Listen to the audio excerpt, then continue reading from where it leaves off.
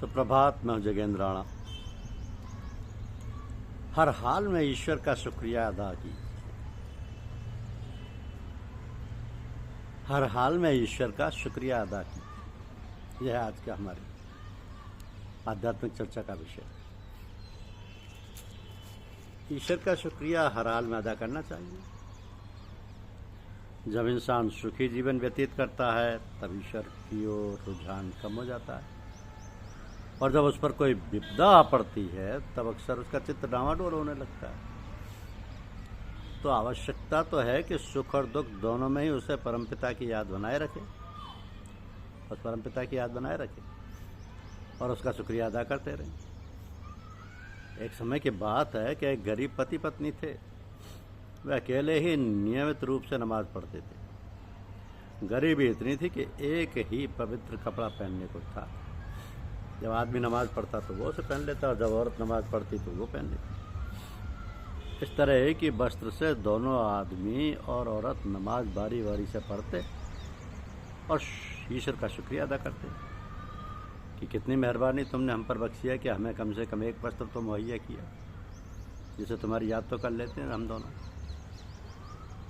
एक दिन की बात, पत्नी नमाज में थी और किसी ने दरवाज़ा खटखटाया। अंदर से कोई आवाज़ नहीं आई। दोबारा दरवाज़ा खटखटाया, तब पत्नी नमाज अदा कर चुकी। तब आदमी वस्त्र पहनकर दरवाज़ा खोलने आया। मिलने आए हुए व्यक्ति ने कहा, बड़ी देर लगा दी दरवाज़ा खोलने में।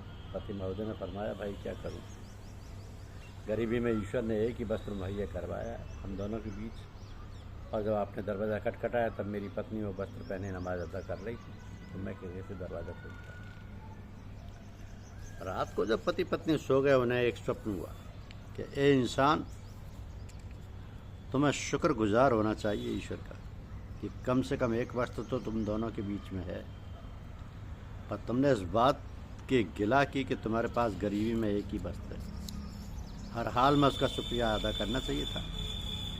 इस तरह नमाज अदा करने से क्या फ़ायदा। तुमने ये बात दूसरे से कहकर अपने दिल में खोट पैदा कर ली। सहसा स्वप्न टूट गया और आँख खुल गई, और उन्होंने ईश्वर से माफ़ी मांगी इस व्यवहार के लिए, और हर हाल में खुश रहने का वादा किया। तो ऐसी रहनी चाहिए, रहनी चाहिए। ज़रा बर्दाश्त का मादा पैदा करना चाहिए अपने जीवन में।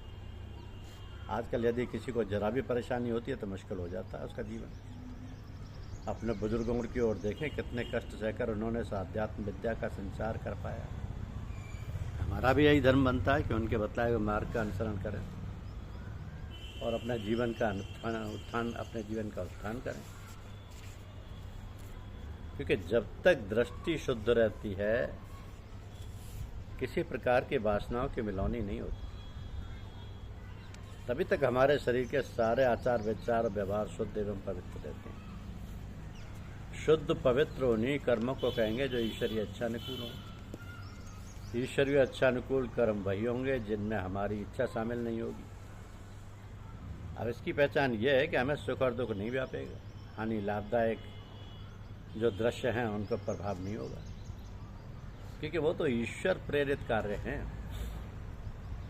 जब हमारी वासना और इच्छा कुछ नहीं है तब फिर सुख दुख, इच्छा हानि लाभ आदि का प्रश्न नहीं उठता। तो जब हमारी वासनाएं और इच्छाएं कुछ नहीं होती या नहीं रहती, तब हमारी दृष्टि निर्मल रहती है। दृष्टि निर्मल रहने से हमें दूर दूर तक स्पष्ट दिखाई देता है, और भूत भविष्य वर्तमान का कोई व्यवधान नहीं रहता। इसी को दिव्य दृष्टि कहते हैं। तो अंतर बाह्य का प्रश्न नहीं रहता। अंतर और बाह्य का प्रश्न तो तब पैदा होता है जब पर्दा होता है। पर्दा क्या होता है? हमारे मल विक्षेप और आवरण जो कहलाते हैं वही पर्दे।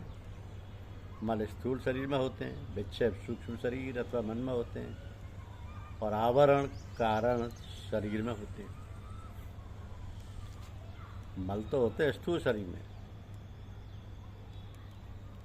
विक्षेप सूक्ष्म शरीर में अथवा मन में होते हैं, और आवरण कारण शरीर में होते हैं। तो स्थूल शरीर का मल क्या है? पेशाब, पाखाना, पसीना, कान का मैल, नाक का मैल, नाखून, बाल आदि सब शरीर के मल कहलाते हैं। इच्छा, राग, द्वेष, काम, क्रोध, लोभ, मोह, मद, मत्सर आदि सब सूक्ष्म शरीर के और मन के विक्षेप हैं। मन की स्थिति में ये मल गड़बड़ पैदा करते हैं, ये मैल गड़बड़ पैदा करते हैं, जिससे मन की स्थिति सामान्य नहीं रह पाती। और आवरण से तात्पर्य है ढकना, पर्दा पड़ना। जब मनुष्य में अहंकार और अभिमान पैदा हो जाता है तब वो अपने कोई करता धरता मानने लगता है। तब उसके अंदर राग, द्वेष आदि इच्छाओं का सम्मिश्रण होकर चेतना दूषित हो जाती है और भाव इच्छा अपना कार्य स्वतंत्र रीति से नहीं कर पाती। अब यही कारण शरीर का आवरण या पर्दा है।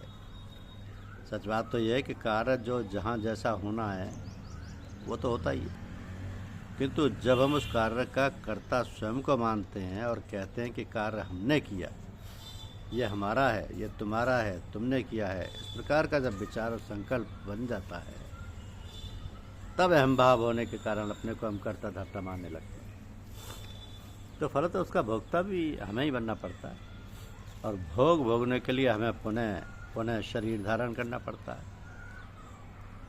तो इस प्रकार कर्मों का ये मसला बड़ा जटिल है। गहनो कर्मणा गति, ये हर मनुष्य की समझ की बात नहीं है। हर काम एक निश्चित गतिविधि से होता है। यदि उस गतिविधि को मनुष्य समझ ले तो फिर कार्य में जटिलता रह ही नहीं जाती। फिर तो एक मर्यादा आ जाती है। मर्यादा माने जहाँ जैसी जरूरत है और जिस योग्य है उसी प्रकार सब काम करना, जिससे कोई उंगली ना उठा सके कि ऐसा किया है, ऐसा ना किया।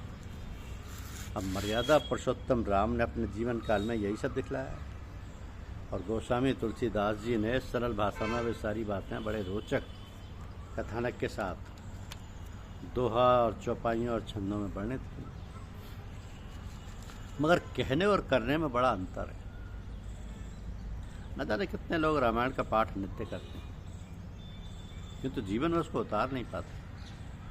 कुछ लोग पढ़कर इतने भावुक बन जाते हैं कि दिन रात रामायण की चौपाइयों को ही पढ़ा करते हैं, पर समय पर अपना कर्तव्य भूल जाते हैं। इसलिए चाहिए कि हम थोड़ा पढ़ें पर एकांत में बैठकर मनन करें और फिर उसको व्यवहार में लाने का प्रयत्न करें, तभी हमारे जीवन में परिवर्तन आ सकता है। अब जीवन में परिवर्तन लाने के लिए हमें सतत जागरूक रहना चाहिए। हमें अपनी प्रत्येक छोटी से छोटी गतिविधि पर ध्यान रखना चाहिए। हमारी गतिविधि क्या है, कैसी है, किस लिए है, इस पर पूरी तौर से ध्यान रखना चाहिए। हम कहीं के लिए चलते हैं तो चलने से पहले सोचते हैं कि हमें फला काम के लिए जाना है। अब काम क्या है, किस लिए है, उससे हमारा या किसी अन्य का नुकसान तो नहीं है, इत्यादि बातों पर पहले से खूब गौर कर लेते हैं। इस प्रकार हमें सोच विचार कर कदम उठाना चाहिए। परंतु प्राय यह होता है कि हम बड़े बड़े कामों की ओर अधिक सावधान और जागरूक रहते हैं, क्योंकि हम उनको महत्ता देते हैं और उनके प्रति अन्य लोगों का भी ध्यान रहता है। किंतु दैनिक जीवन की जो छोटी मोटी व मामूली बातें हैं उन पर ध्यान बिल्कुल नहीं जाता है। जैसे आप किसी साधारण काम के लिए कहीं जा रहे हैं और कोई परिचित मिल जाए, यदि उन्होंने पूछा कहाँ जा रहे हो तो आप तपाक से बोल पड़ते हैं कि कहीं नहीं। ये बात बहुत साधारण सी है, इसकी कोई महत्ता हमारे दिल दिमाग में नहीं है। मगर जैसे बूंद बूंद करके घड़ा और तालाब भर जाते हैं और बूंद बूंद टपकते टपकते खाली हो जाते हैं, उसी प्रकार हमारा जीवन इन छोटी छोटी बातों में बनावट करने से बनावटी हो जाता है। और जब हमारा स्वभाव भी बनावटी हो जाता है उस समय यदि हम संभलना भी चाहें तो बड़ी कठिनाई जान पड़ती है। तो कहा जाता है कि अंतमति सो गति, यानी मरते वक्त जैसी बुद्धि होती है उसी प्रकार अगला जन्म मिलता है। जैसे शुभ अशुभ कर्म किए जाते हैं उसी प्रकार का फल मिलता है और वैसी सुविधाएं तथा साधन मिलते हैं। सो मनुष्य जीवन बड़ा कीमती है, हम लोगों को ये मिला हुआ है, इसलिए इसकी कुछ कदर नहीं करते। देवताओं को भी मनुष्य जीवन की लालसा रहती है, क्योंकि मनुष्य योनि को छोड़कर अन्य सभी भोग योनियाँ हैं। अथवा जब भोग समाप्त हो जाते हैं तब वहाँ से दूसरी योनियों में कर्मानुसार भेजे जाते हैं। मनुष्य योनि कर्म योनि भी और भोग योनि भी है, तो सब सावधान हो जाओ। जीवन का सदुपयोग करो, अकर्मण्यता छोड़ो। धन्यवाद।